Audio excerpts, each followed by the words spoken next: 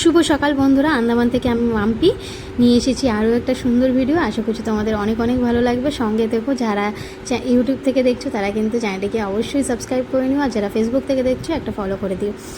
এটা ছিল মেডিকেল দিয়ে আসার পরের দিন। তো আমরা সবাই অনেক ক্লান্ত ছিলাম, যেহেতু কয়েকটা দিন ধরে আমাদের না খাওয়া না ঘুম, খুব কষ্ট করেই দিনগুলো কেটেছে। তার মধ্যেও খুশির খবর যে আমাদের সোনা বাবাটা ভালো আছে, এটাই ওকে আমরা বাড়ি আনতে পেরেছি, এটাই ভালো লাগছে, তাই না? তো এখন চলে এসেছিলাম সকালবেলা বাড়িতে। এখান থেকেই ছেলেকে স্কুলে এখন রেডি করে পাঠাবো, ও দিদা বাড়িতে গিয়ে খাওয়া দাওয়া করবে, যেহেতু আমার ঘরে এখন কাজ হবে। আগেই হতো, কিন্তু কয়েকটা দিনের জন্য মানে আমরা যেহেতু মেডিকেলে ছিলাম সেই জন্য আর কি কাজটা একটু বন্ধ ছিল।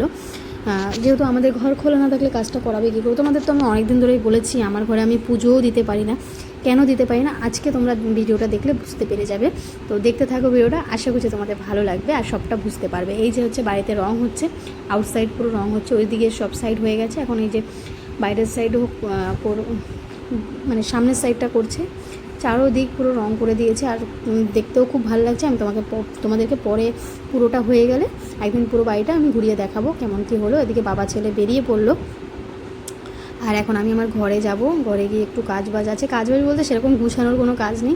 এই যে টুকটাক সরাতে হবে জিনিসপত্র। এই দেখো, রান্নাঘরটা কিন্তু আমার ছেলেকে যেহেতু ওর বাবা স্কুলে নিয়ে গেছে, সেই জন্য কিন্তু রান্নাঘরে যখন কাজ হচ্ছিলো আমার বর ছিল না, মালিক ছিল আমাদের, আর মালিকের দোকানের দুটো ছেলেকে নিয়ে এসেছিলো এই ঘরে। পায়রা এই যে ফল সিলিংয়ের উপরে ওই যে ফাঁকাগুলো দেখছো, ফাঁকাগুলো থেকে ঢুকে এই 3 বছর হয়ে গেছে আমি বাড়িতে এসেছি। কী পরিমাণে যে জ্বালিয়েছে, মাঝখানে একবার ঠিক করিয়েছিল, তারপরেও কিন্তু কাজ হয়নি। দেখতেই পাচ্ছ আমি কি কষ্টে যে দিন কাটিয়েছি, না পুজো দিতে পারতাম না কিছু।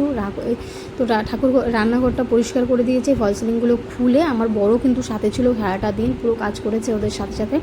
ওই যে খুলে দিচ্ছে ওগুলোকে, আবার ওই ফল সিলিংয়ের ভেতরে যে নোংরাগুলো ছিল পুরো পটি, তারপরে কি নোংরা ওগুলো না ঝুরঝুর করে পড়তো, জানো তো। আমি ঢেকে ঢেকে রান্না করতাম, তারপর ঠাকুরের মাথায় ফাতায় সারা বাড়ি, যার জন্য যে এখন ঠাকুর ঘরটা কিন্তু করছে। দেখতেই পাচ্ছ চারোদিকের অবস্থা খুব খারাপ। তো আজকের মধ্যেই কিন্তু এটা ক্লিয়ার করে দেবে, পুরো পরিষ্কার করে দেবে। আশা করছি এবার একটু ভালো দিন আসবে আমাদের, কারণ ভীষণ কষ্ট দেখেছো, মানে ছাড়া যখনই বের করছে কি অবস্থা। তো ওদিকে ওরা কাজ করছে, আর আমার না খুব খিদে পেয়ে গেছে। তা বরকে বললাম আমি খেয়ে আসি ওই বাড়ির থেকে, মানে আমার বাবার বাড়ি থেকে। আর বাবার বাড়িতে যে খেতে এসেছি ওখানেও খেতে যাচ্ছি আর কি। তো এদিকে হচ্ছে কি দেখো, বাইরেটা প্রচুর রোদ, দেখতেই পাচ্ছ ভীষণ রোদ, ভীষণ গরম। আন্দামানে কিন্তু এরকম গরম আগে কখনো পড়েনি, এবছর প্রচণ্ড গরম পড়েছে। আর এখানে এসেছি খেতে, এখানে এসে দেখছি মা শুধু ডিম ভাজা আর ভাত করেছে, কারণ বাড়িতে একটা বাচ্চা থাকলে বুঝতেই পারছো। আর কালকেই সবে মেডিকেল থেকে এসেছে, একটু গুছাতেও তো সময় লাগে, তারপর অনেক জামা কাপড় পরে আছে, মা তো একা একা করছে এদিকে। আর আমিও যেহেতু সময় দিতে পারিনি আজকে সেই বিকেলে সময় দিয়েছি বাচ্চাটাকে, জানো তো। ওকে আজকে সারাদিন আমি একটু নিতে পারিনি। তো যাই হোক, তাড়াহুড়ো করে খেয়ে নিচ্ছি আমি, মানে খেয়েই আবার দৌড়াবো ওই ঘরে, কারণ আজকের মধ্যে আমাকে ঘরটাকে কোনো রকমের তো ঠিক রাখতে হবে। আর বিশেষ করে আমার বেডরুমটা যেখানে আমি ঘুমাই, কারণ এই বাড়িতে ঘুমানোর অবস্থা নেই, কারণ এই বাড়িতে বাচ্চা টাচ্চা নিয়ে এদেরই একটু অসুবিধা হচ্ছে। সেখানে যদি আমি আবার ঢুকে পড়ি তাহলে তো আরও অসুবিধা, তাই না? তো সেই জন্য। আর আমার বাবার বাড়িটা না একটু গরম, কিন্তু যেহেতু চারো সাইড দিয়ে হাওয়া লাগে না, তো আমার বড় খুব একটা থাকতে চায় না এখন আর।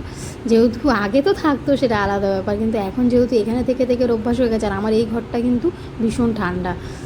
তো যাই হোক, এদিকে চলে আসলাম, আর এসে দেখছি ওই ঠাকুরঘরটাও হয়ে গেছে, ওই দিক থেকে সব পরিষ্কার করে করে বের করছে।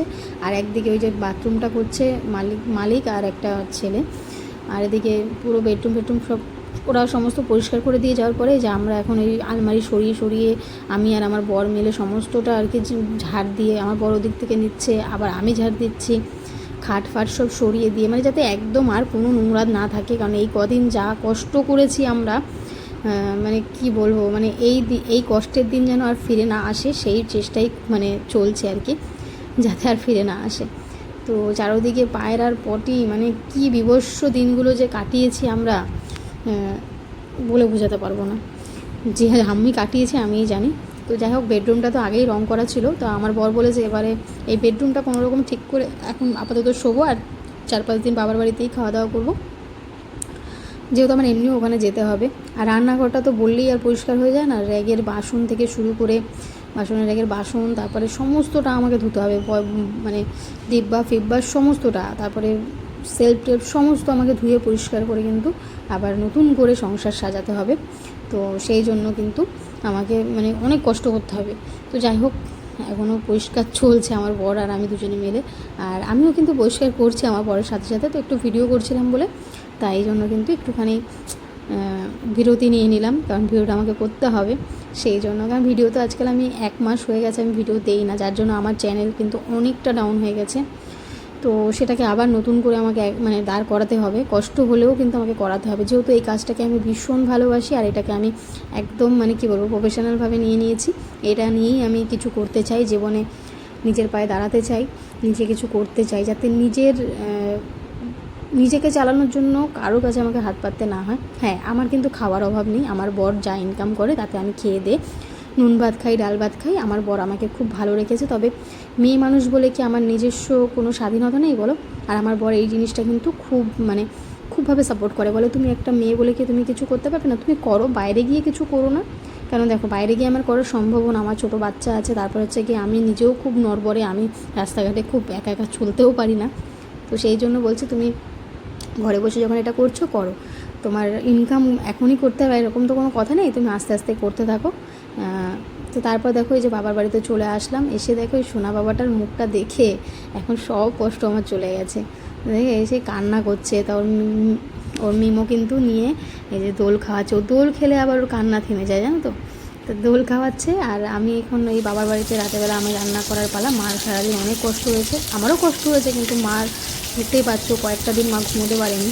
তো যাই হোক আমি এখন এই যে মাছ ভেজে নিয়েছি, রুই মাছ এনেছে বাবা মা বাজার থেকে, তো মাছের তরকারি করব। আর এদিকে হচ্ছে গিয়ে তোমার আমি বিছনা টিছনা ওদের ঝেড়ে দিলাম, বোন বললো একটু ঝেড়ে দে, তো বিছনা ঝেড়ে যে আমার সোনা বাবাটার বিছানা টিছানা রেডি করে দিয়েছি। তারপরে আমি আমার সোনা বাবাটার জন্য একটা কিন্তু গিফট এনেছি, তো গিফটটা দেখে নাও।